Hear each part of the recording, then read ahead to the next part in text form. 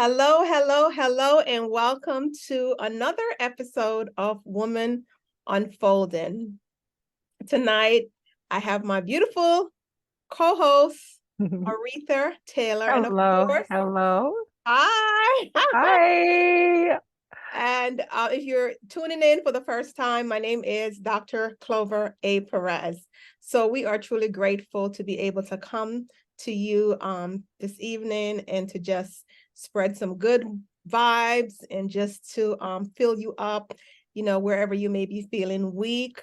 Our topic is depression. We hear Mhm. a lot of conversation surrounding depression. We hear a lot of talking about suicide as well.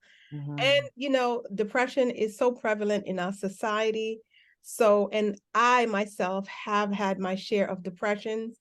There are Yes, times I go in and I go out. yes, So I just don't want you to think that I'm speaking from a textbook point of view. I am speaking tonight from a personal point of view. So yes. I hope you sit back, listen, and take everything that we have to offer.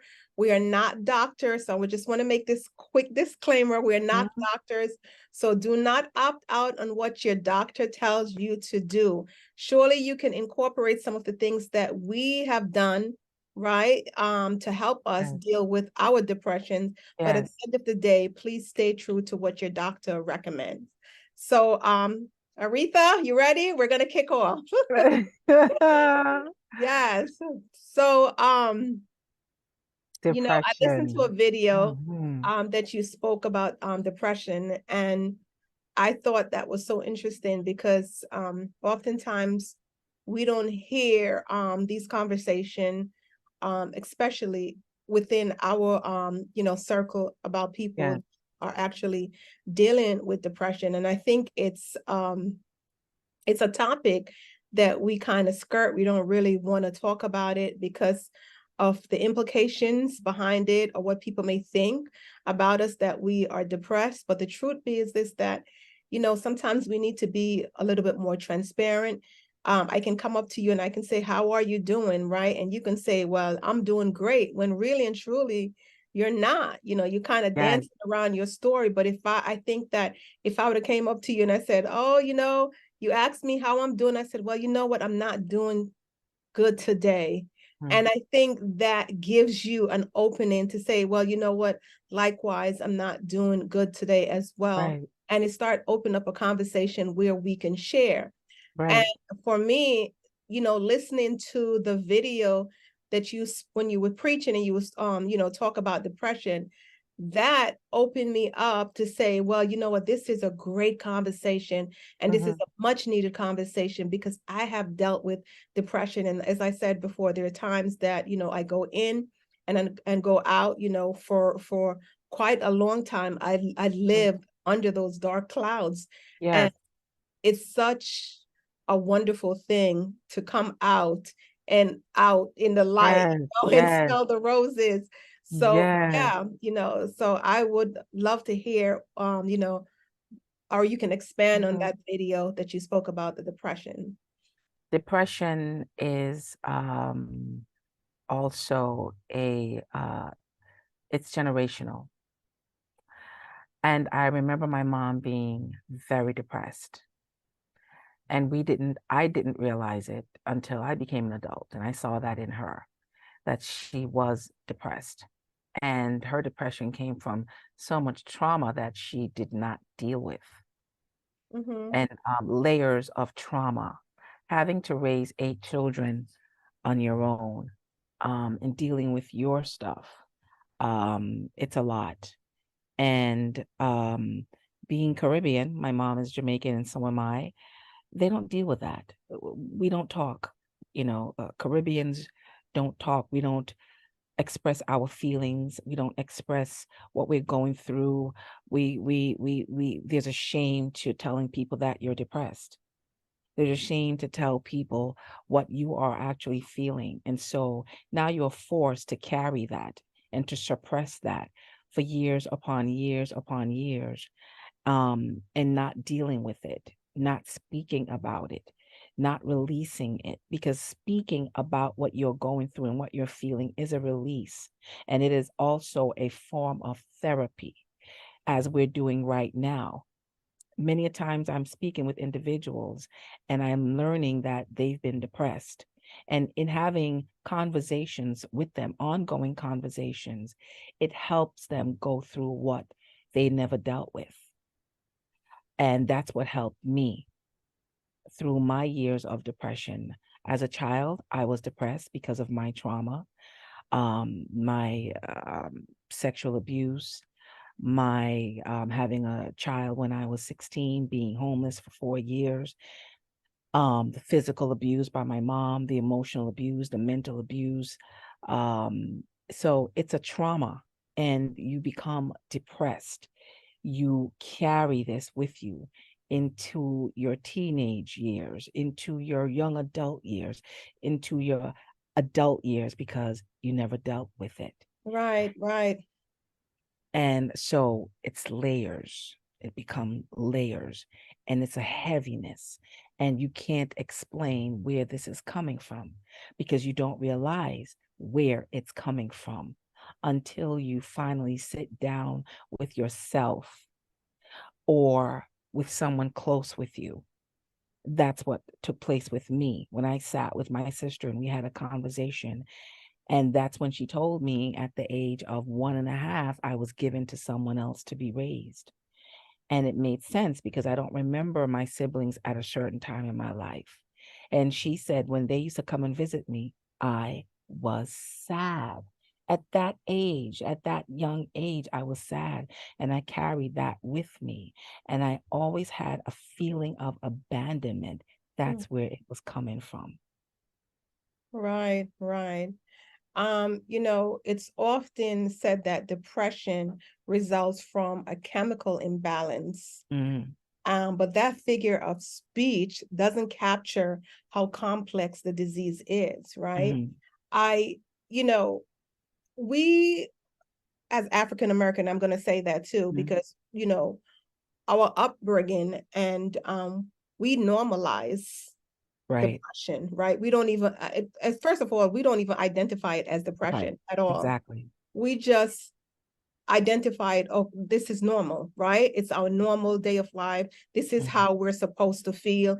Things mhm, that's happening in our lives, it's supposed to happen. mhm, But it's, I think once we start hearing more about depressions and the mhm. different symptoms of depression, we realize like, oh wow, this is what I am feeling. Yes.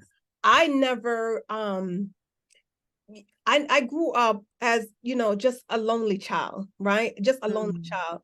And it wasn't because I chose to be that way. I mhm, was just more introverted and mhm, I enjoy being by myself, right?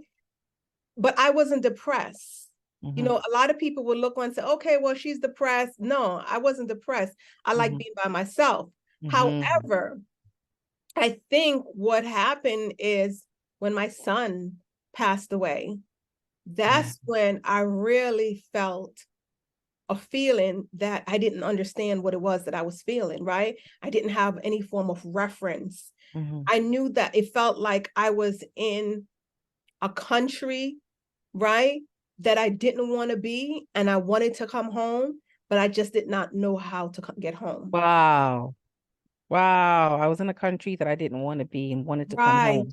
I didn't know how to come But I home. didn't know how to come home. I didn't know how to get home. Um, And I felt like so caged, right. in how I felt, Aged and trapped. and Yeah. just did not know how to get out of that. There was nothing.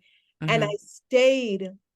I stayed in that state for years on top of years. As a matter of fact, I think finally I started, after I realized what it was and how to, but not getting any treatment at all, and Hmm. how, started reading up about it and finding out different ways, and different things that I could incorporate in my daily lives.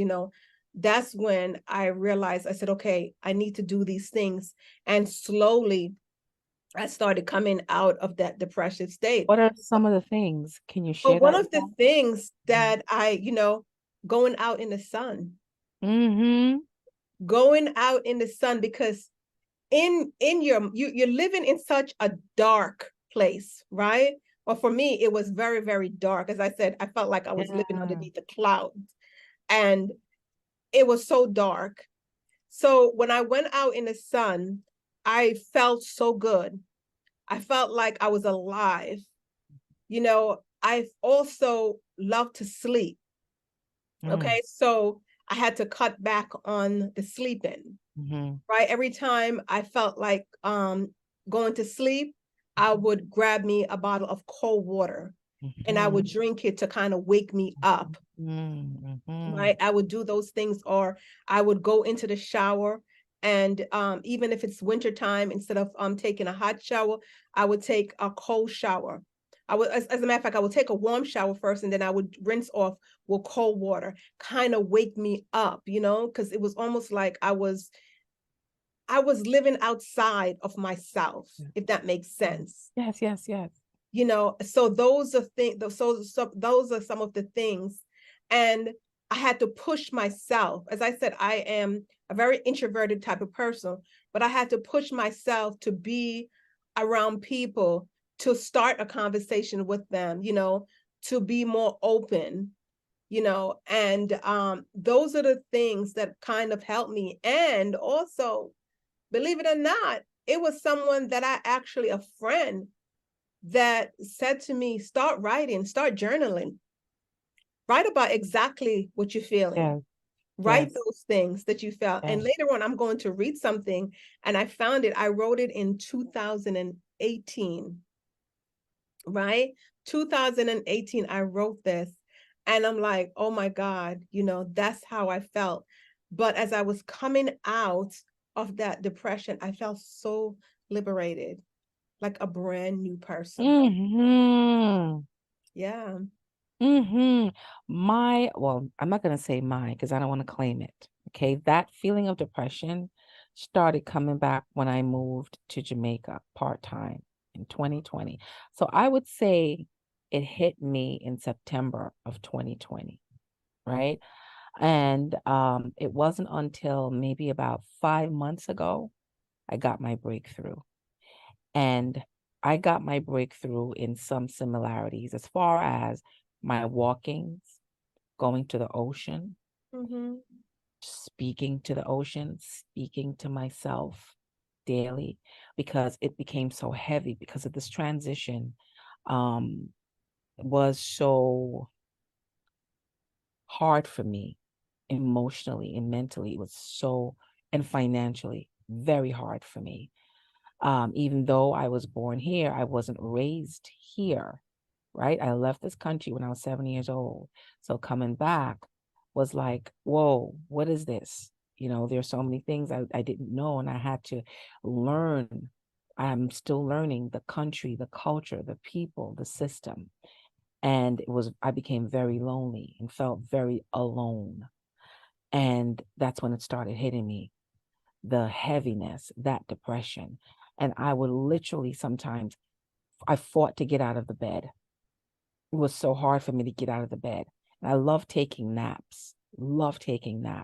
But I noticed that some of the naps that I was taking, they weren't normal naps. They were a nap that felt sad, like I needed to crawl into the bed and just stay there. And I was like, no, no, no, no, no, no, no, no, no, no, no. This is not happening to me. I'm not gonna succumb to this. So I would get myself up out of the bed, throw my clothes on, and go to the ocean or go for walks and continually talk to myself and pray. I prayed. There was a lot of praying and meditation. um, that's what brought me out of the depression, and Right. a lot of reading the word Mm. of God, reading other things in regards to depression, or educate myself on this, and to know that this is something I need to talk about with other people. Right, And right, then right. when I touched on it with other women and leaders, right? Because you're a leader. you're in a position of a leadership. And I spoke with leaders not knowing they were going through the same thing, Right, right. especially after COVID. COVID didn't affect me the way it affected many people. I liked the shut-in. I enjoyed the lockdown, the country being locked down. I took time to be with myself and to just be with the presence of God. Mm-hmm. But so many of us were going through it and didn't know they didn't have an outlet. We don't have outlets. A lot of us don't have the outlet or the resources to deal with this, and or know how to deal with it. Right, right. Mhm. And, you know, we have to also find a routine and stick with that routine. I don't know about you, but when you spoke about how you were taking these naps, but they were not normal naps. Um, for me, as I said, I love to sleep, right? But I usually when I sleep, I know when to get up, right? And my bed will say, okay, it's time for you to Yeah, get out, get out the bed. right. But when I was depressed, it was almost like my body was a magnet and the bed was a magnet also. So it kind of was pulling me in no matter how much I wanted to get out. And it was so hard. It was so hard to get Yes, out of that bed because I just wanted to stay in that bed of depression, right? And yes. you also said something too, prayer, right? Meditation. Bed Those are of the things depression. Mm. that that helped me. But I remember speaking to many people Mm. also that are Christians, and they like, well, depression is not of God. And I felt, okay, so if I'm depressed Oh, and I'm not of God, then God is not right, in me. And I felt so right. isolated. I really and truly felt so isolated Oh, because I'm saying to myself, so if I am a child of God and wow. I am depressed, then what is it? What am I doing wrong? If it's not of God, I know what am I doing wrong? Instead of saying that, you know what? Okay, you're going through something. Let's pray you. Let's pray you through this instead of making me feel that I'm not of God, right? And I'm not a child of God. And this is what I'm going through is because I'm doing something wrong. When I wasn't doing anything wrong at all, the only thing I was going through Wow. was the pain, the severe Yeah. pain of Oh my God. losing my son, Yes. And a while back I had a conversation with you and I said, I remember at one point I put on a red sweatsuit and I sat outside. I don't usually sit outside on my step, but I sat outside in this bright red suit and Hmm. I was hoping that someone that would see me, that bright red sweatsuit would spark a conversation and someone will say something to me and they will find out that I'm depressed and help me. And no one said anything at all. It was like no one saw me. Saw you. No one saw me. And it was just a painful, Jesus. painful place to be in my life. Very, very painful. And it took me years to actually go through that, and to deal with that. Um, my family didn't even understand what was going on. They really didn't even know, because they were going through their stuff as well. And everyone, turned to me. I was the nucleus of the family and everyone turned to me You're and the strength, and no you're the one strength saw of that everyone. I was going through all this. I started Wow. cutting myself. No one noticed that I was cutting myself. No one noticed that, and it was a very, very dark time for me, a dark place to be in. And I don't wish that on anyone else, Anyone. anyone. I don't, but there there's a lot of more information now Yeah. about depression than when I was going through depression, and you would hear people, oh, I'm committing suicide. And they're like, oh my God, I didn't know that person was depressed and things like that. It's because it's not when it's almost like when you're going through certain things and people don't know what it is, you don't even know what it is, and they don't know what it is. It's almost like they ostracize themselves from you, thinking Yeah. that whatever it is that you're going through, right, it's contagious. And they don't want to be around you, instead of just saying, okay, I don't know what it is that you're going through, but let me pray for you, or I'm here for you, or just a simple thing as talking. And Sometimes all we hugging. need is just to talk. I love to hug. I'm a hugger. I am such a hugger, and sometimes I yearn and desire to be hugged, Mm. and I don't get that. Several years ago, my daughter's uncle died, and one of his children's mother came to the repast, when everybody gathers at the house and you're eating and such. So she comes there, and I'd never met her before. This is my first time. And not knowing what she was going through, I didn't know what she was going through prior to that, right? So this is her telling me her story. She says she walks in the house and everybody's upstairs, all of the older people upstairs, including myself, right? Mm-hmm. So she says she goes downstairs where the younger people were, where there's drinking and smoking, right? She said she heard a voice say, go back upstairs. So she comes back upstairs and she sits next to me. When she sits next to me, I know I began a conversation with her, and that's when I found out who she was. And we talked for a few hours while she was there. Hugged her, loved on her, told her bye. Following day, I text her because her child just lost her father. So I text her to see how she's doing, how she's holding up. She responds. I text her again. She responds. Third day, I heard, call her. So I call her and she says to me, are you for real? So I'm like, what are you talking about? She says, because you just met me and you're calling me and texting me to see how I'm doing. Not even my own family's checking on me. So Awesome. I'm asking, are you for real? Like, is this for real? Like, people are like you? I don't get this. That was foreign for her. So we start having a conversation. That conversation led to her telling me she had written a suicide letter a few days prior to his death, and she was going to go through it.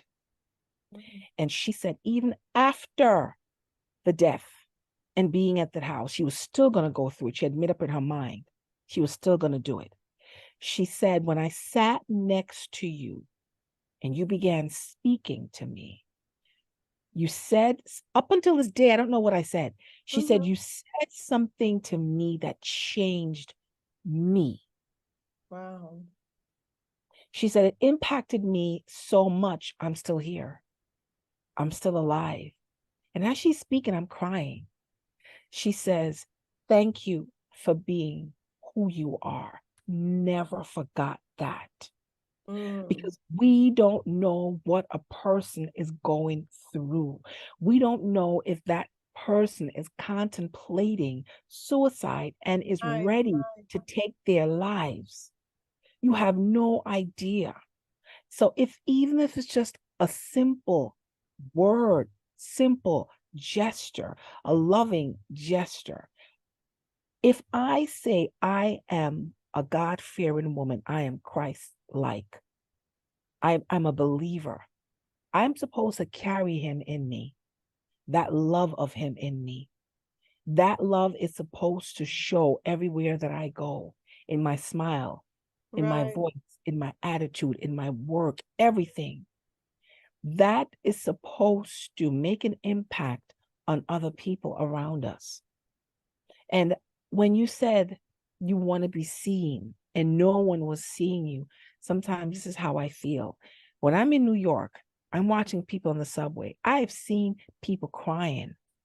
Nobody else see that person. I've seen people sitting there crying, tears flowing down, and Right. somehow they and my eyes connect with theirs, and I'll make a gesture to them Mm-hmm. to let them know no matter what you're going through, it is well. And they'll give me a head nod or a smile. Right, right. I Because have been there where right, no one sees you. It's like you don't exist. right, You right. know, they walk past you. So I can relate to that. Yeah.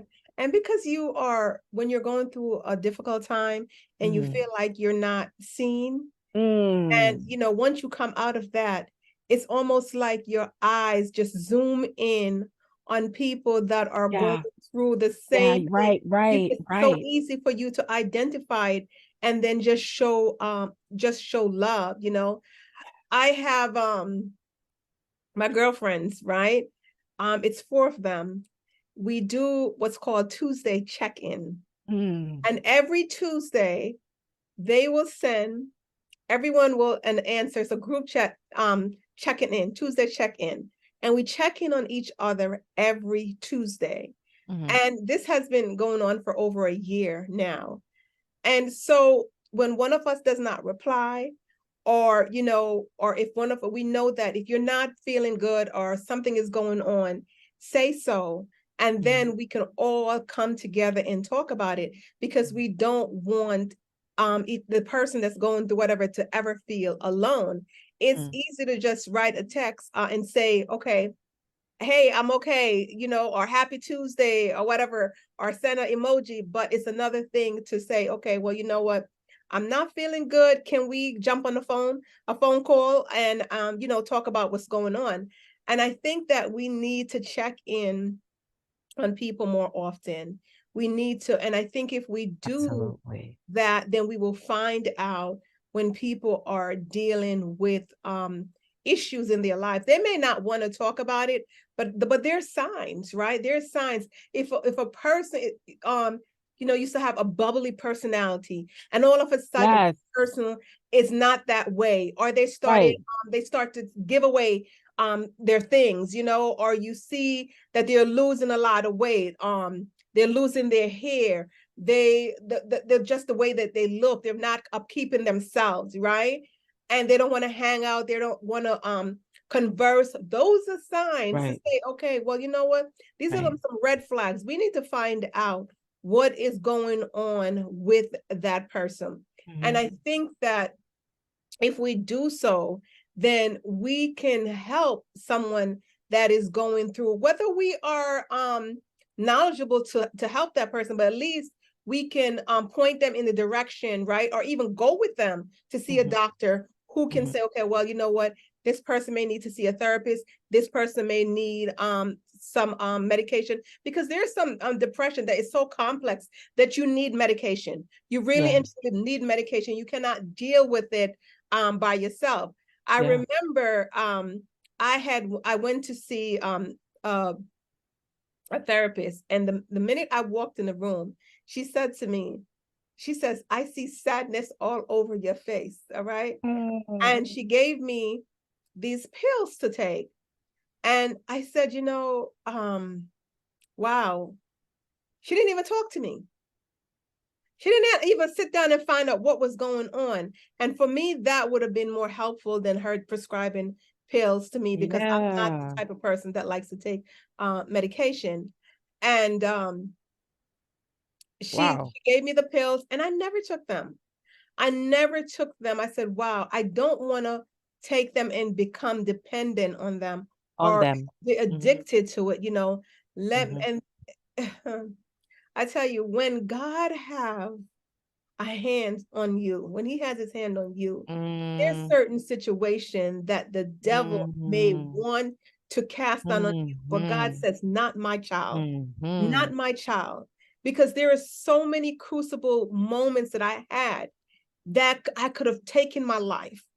I could have taken my life because I Yeah. was so depressed, cutting Yeah. myself, right? I Yes. was so depressed. But God says, no, not my child, not my Mhm. child. The devil came at me in every single way, every single way. Yes. but God saved me. And Yes. because he saved me, I'm here to use Yes. my situation as a testimony to help people that are dealing with certain situations, that I Mm. have been through, and I can share, Yeah. right? And not to aggrandize myself, but to show how Mm. great God is, Yeah. how great God is, and that he's not a respecter of person. And if Yeah. he did it for me, he can do it for you as well. So don't just sit in that depressive state. Find ways of getting out of it, no matter how hard it is. Just one step. One step. That's all you need to do every day. And then you'll find out the next day you will take 2 steps. Just take, but the thing is just to take that first step. Right. Yes. Because there's purpose on your life. There's purpose on our lives. And the enemy knows this.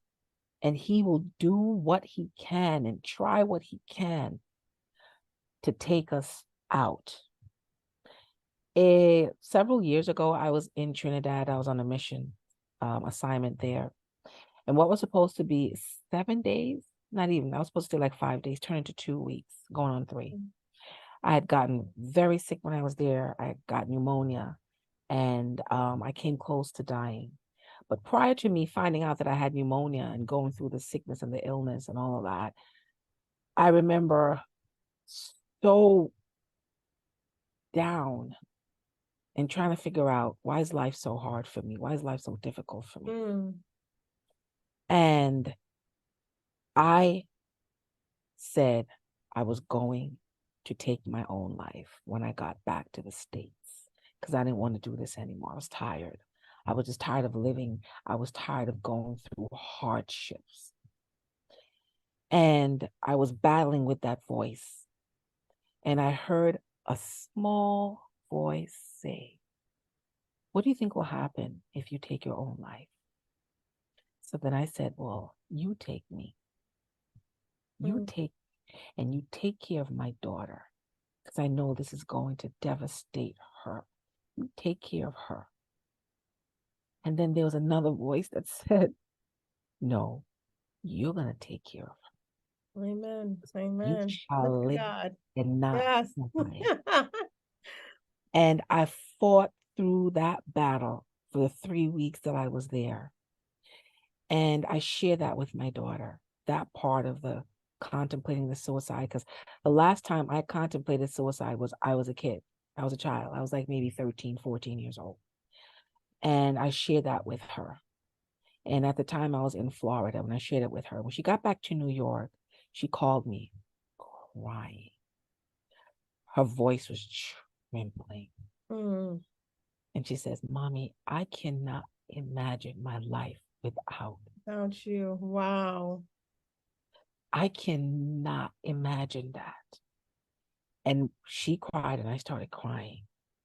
And I said, I can't even believe that I was thinking that. Like, I was convinced I'm going to do this, right? And if it was not for my relationship with Jesus, who said otherwise, yeah, I would have done it. Wow. That's how tired I was. But I am saying to those of you who are listening and those of you who are watching, there is purpose on your life. Yes. We are not just speaking just to speak.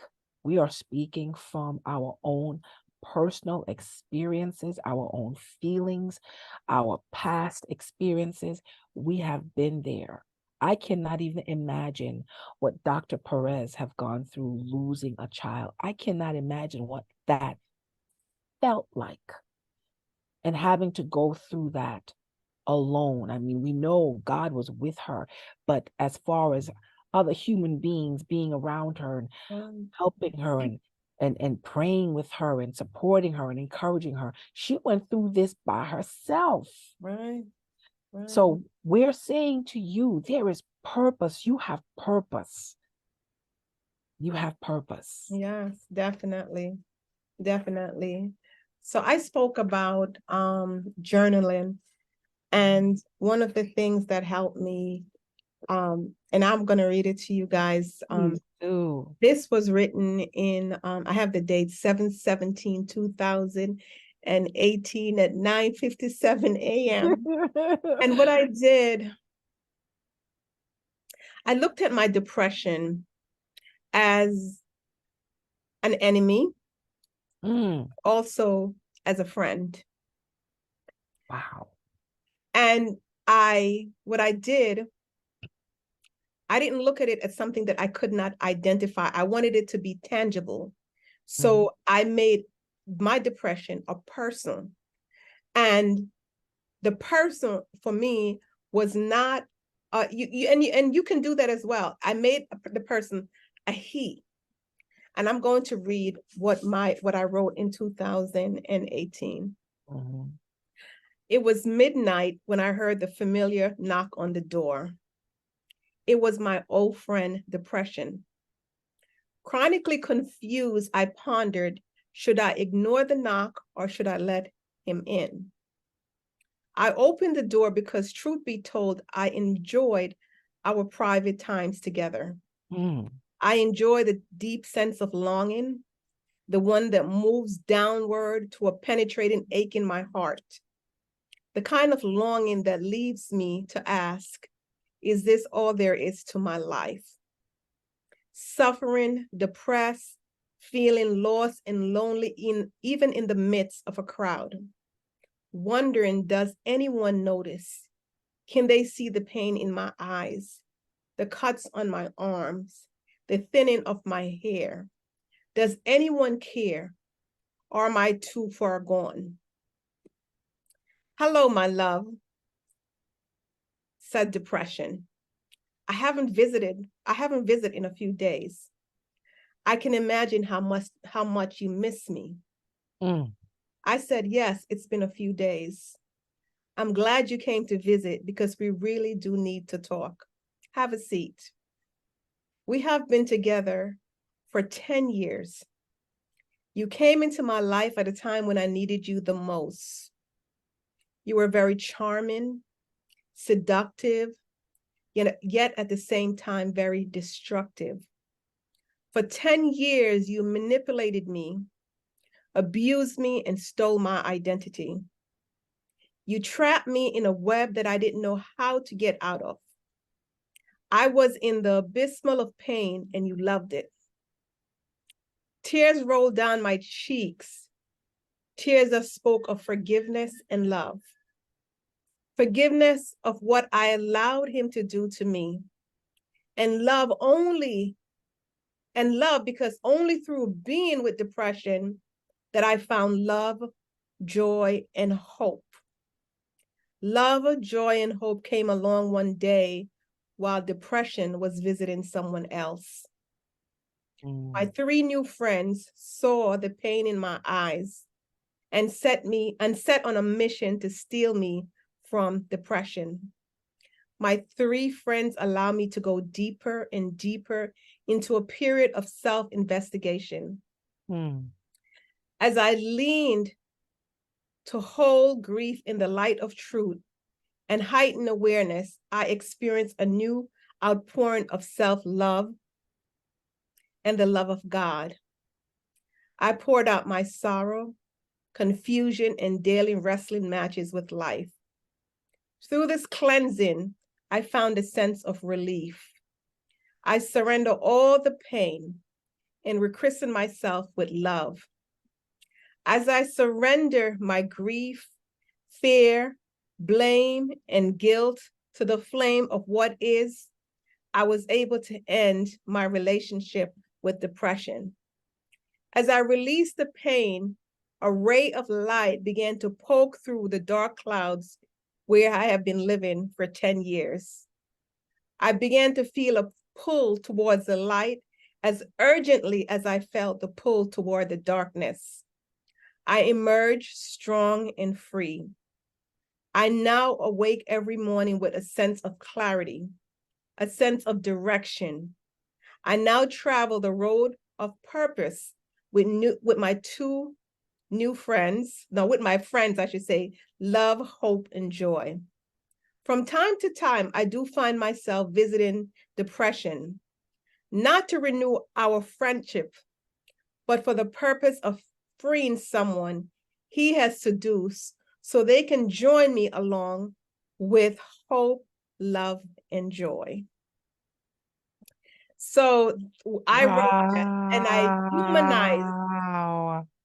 I humanize That is beautiful. depression. Yeah. Just like as I was speaking to a friend and telling them, or a person, I should say, how I was feeling. Yeah. And that helped me so much. Wow. That helped me because I made depression tangible, Yeah. Yeah. right? Yeah. That I can identify as a person and just Mm-hmm. say, this is how I am feeling. This is Mm-hmm. how you made me feel. But Mm-hmm. yes, you shared a purpose at one point, right? You were there because when my son died, I could not see myself being happy. Yeah. I could not see that. I could not imagine how was going on. And depression just seeped in. And when depression seeped in, I was able to sleep. I was able to close myself off. But even though those are things that I needed to rest, it came also with all these destructive elements, like cutting myself. And I just wanted peace. I wanted to be free. I didn't want to live under those dark clouds anymore. Yes. So I say that, there's different, and I wrote these down, different tips for coping with depression. Mine also was journaling, as you can see. Mm. Another is stay in touch. Don't withdraw from life. Be more active. So take up some form of exercise. Face your fears. Don't avoid the things you find difficult. Stay away from alcohol. Mm-hmm. Stay away from any form of substance abuse. Please stay Yes. away from that. For some people, it can lead into Yes. another set of Whole problems nother. that you Yes. really right. Try Yes. to eat as healthy as possible. And as I said, have a routine. Mm-hmm. Force yourself to get up every day, even if you have to plan out your day the night before and stick to it every day. Make sure you check off everything that you have accomplished for yourself. And one of the things also that I incorporate in my life at that time, I always wrote a mission statement for myself, Mm-hmm. but not that I followed through with it, but when Mm-hmm. I was depressed, I made sure I remind myself of that mission statement of what I want to achieve in life or where I want to be at certain time frame. And I knew that if I continue to exist the way I was existing, there was no way that I was going to get there. Mm-hmm. And since no one knew what I was going through, no Mm-hmm. one, and if they just, I don't know, I don't want to say that people did not care. I just believe that people just didn't understand it or didn't even know what it was that I was going through and didn't even want to ask because they don't know how to deal with it. Yeah. There's a God. Mm. There's a God. And you pray and you meditate and you just ask God. And it doesn't come, Mm. it doesn't come right away. And some people, I shouldn't say it doesn't, because for some people it may come instantly. And some people it may take time, but be persistent, be gentle. The word is be gentle with Yeah. yourself. Yeah. Yeah. Gentle with yourself. Yes. Yes. And also what helps is your environment. Oh, yes. Yes. That is a big, big one. You have to have, or you have to be in a healthy environment. Right, If right. you are not in a healthy environment, you need to remove yourself from that and create that for yourself. That healthy Absolutely. environment, that helps tremendously. Because if you're not in a healthy environment, it adds on to it. It's like you're getting sicker. Right. You're Right. getting sicker. So you need to be around people who are going to lift you up, encourage you, inspire you, who want to take that time to sit with you and talk with you, who sees you, people who see you, see your hurt, see your pain, understand it, and can relate to it, and who make time to listen, to hear you. Yeah, that Right. helps. Right. Take a walk in the park. Take a walk in Mhm. the park. And even if people don't see you, even if they don't, Okay. it's okay. Open up. You may be in the park and you see and you're going through something and you're sitting on a park bench and someone sit there just says, listen, I'm feeling away. I don't know what it is and how I'm feeling. I just need someone to talk to. Mm. The person may says, okay. And you can start a conversation, or they may get up and they may run away. Then you find somebody else. But don't give don't give up on yourself. Oh Push through it. gosh. Push Yeah. through it. Push through Yeah. it. Um, Absolutely. because at the end of the day, it's going to be worth it. All that you have been through will help someone else. Hmm. And it can only help someone else if you push through it Yes. and at the end, you Yes. come out victoriously, right? You come out as a conqueror, you come out liberated, and then you can help someone else. But if you don't talk about it, if you don't share it with people, then you go through it and you go through it by yourself. And it's Mhm. not a situation. I can't repeat this even more, more every day I will say it's not a situation to be shameful of. Mm-mm. Don't ever be shameful Mm-mm. of feeling away. Okay. Don't talk about it and get the help that you need. Yes, absolutely, 100%. Because you may change a life and save a life. And save a life. Yes. Mm. Yes. Yes. Well, I think this is the end of this episode. Um, Oh, let's talk about depression, and that's what we did. I hope it be able to help someone. And again, if there is a particular topic that you would like for us to talk about, or a topic that we spoke about and you wanted to expand more on that, please reach out to us at abhmwomanunfolding@gmail.com, or you can send us a message, put a little comment in, on YouTube, and whatever it is that you want us to know or how we can help you. We would love to help you. That is what we are here for, to speak about all the things that God has put in our heart to speak about, and to be able to drop these little gems, and hopefully it will be able to help someone else. So God bless you. Thank you. And we'll see you next time. bye. Take care. Bye bye. Bye bye. Bye bye. Bye bye.